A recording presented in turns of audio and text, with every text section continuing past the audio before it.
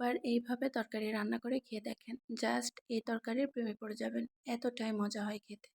তো আজকে রান্না করব কোরাল মাছ দিয়ে বেগুন আলুর তরকারি। সেম এই প্রসেসে যদি কেউ রান্না করে থাকেন তাহলে কিন্তু এর স্বাদ আপনার মুখে লেগে থাকবে। আর কোনোভাবে কিন্তু এই তরকারি আপনারা খেতে পারবেন না, জাস্ট শুধু এই প্রসেসেই বারবার রান্না করবেন। তো প্রথমে আমি মাছটা হালকা করে ভেজে নিব, যেহেতু এটা ঝোল তরকারি। তো মাছটা খুব কড়া করে ভাজবো না। আর এই মাছটা কিন্তু এক এক অঞ্চলে এক এক নামে ডাকে। কেউ ভেটকি মাছ বলে, কেউ কোরাল মাছ বলে, আর আমাদের আঞ্চলিক ভাষায় এটাকে পাতাড়ি মাছ বলি। তো যাই হোক, এটা আমি ভেজে উঠিয়ে রাখছি এক সাইডে। এখন কড়ায় আর একটু তেল দিয়ে এর ভিতরে দিয়ে দিব বেশ কিছুটা কাঁচামরিচ আর পেঁয়াজ। এইটা আমি 2-3 মিনিটের মতো একটু ভেজে নরম করে নিব। তারপর এর ভিতরে দিয়ে দিব সামান্য একটু পানি। এখন একে একে মশলাগুলো অ্যাড করব। এখানে আমি কোনো রকম কোনো শুকনো মরিচের গুঁড়া ব্যবহার করব না।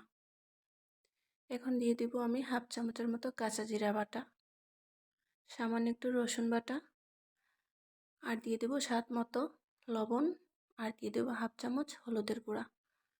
এখানে আর কোনো মশলাই দিব না, জাস্ট এতটুকুই। এখন আমি সব কিছুকে ভালোভাবে একটু কষিয়ে নিব।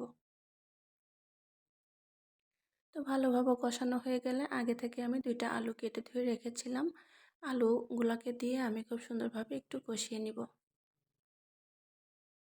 এখন আমি চুলার জালটা একটু মিডিয়াম টু লোয়ে রেখে আলুগুলাকে ঢাকনা দিয়ে ঢেকে কষিয়ে নিব। মানে আলুগুলাকে একবারে সেদ্ধ করে নিতে হবে।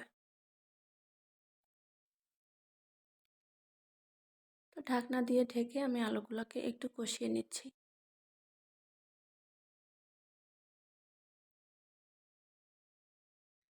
এখন আমার আলুগুলো কিন্তু কষানো হয়ে গেছে, সেই সাথে খুব সুন্দরভাবে সেদ্ধ হয়ে গেছে। তো এখন দিয়ে দিব ঝোলের পানি। যেহেতু আলুগুলো সিদ্ধ হয়ে গেছে, আমি ওইটা বুঝেই ঝোলের পানিটা দিব। আর বেশ বড় সাইজের একটি গোল বেগুন আমি এখানে রান্না করব। তো এখন পানিটা বলক আসলে উপর থেকে বেগুনগুলো দিয়ে দিব।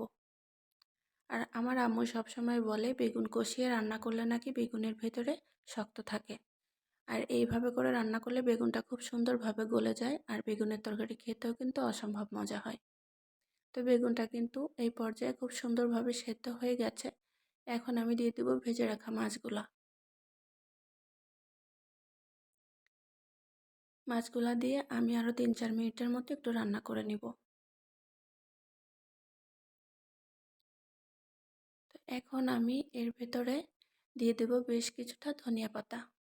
আর এই ধরনের পাতলা ঝোলের তরকারিতে ধনিয়া পাতা দিলে কিন্তু খেতে আরও বেশি টেস্ট হয়। আর শুকনা মরিচের তরকারি কিন্তু খেলে অনেকেরই গ্যাস্ট্রিকের প্রবলেম হয়। তাই বলবো একবার এইভাবে কাঁচামরিচে রান্না করে খেয়ে দেখেন, জাস্ট এই রান্নার প্রেমে পড়ে যাবেন, এতটাই মজা হয় খেতে। আর এই তরকারিটা খেতে এত ভালো ছিল, আপনারা যদি একবার রান্না করেন বারবার কিন্তু সেম এই প্রসেসেই রান্না করবেন। তো আলহামদুলিল্লাহ আমার তরকারিটা কিন্তু হয়ে গেছে। দেখতেই পাচ্ছেন কালারটা কত সুন্দর আসছে, আর খেতেও মাশাআল্লাহ অনেক মজা ছিল। তো সবাই ভালো থাকবেন, সুস্থ থাকবেন। আল্লাহ হাফেজ।